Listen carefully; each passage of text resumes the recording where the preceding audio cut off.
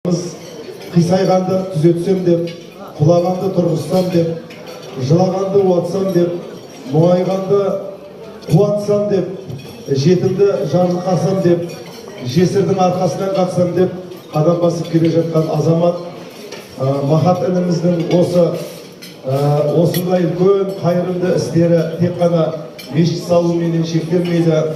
Алла қаласа таяу күндері Махат бауырымыздың ақ ниет, ақ бейіліменен Бекизат Саттарханов атындағы үлкен спорт кешені ашылмақшы. Осы қаншама бүгінгі күнге дейін баспанасы жүрген көп балалы аналарға, әлеуметтік жағдайы қиын қандас бауырларымызға қаншама баспана беріп, солардың барлығына да ата-бабасынан қалған дәстүрменен, бойындағы тектілік қасиетіменен мінекей көмектесіп келеді.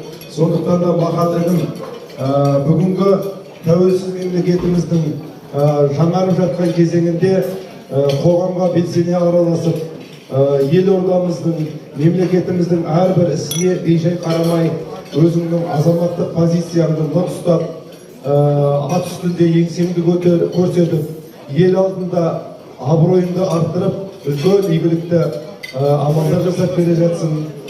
Біз сенің әрбір осындай қадамдарына бірге қуанайық.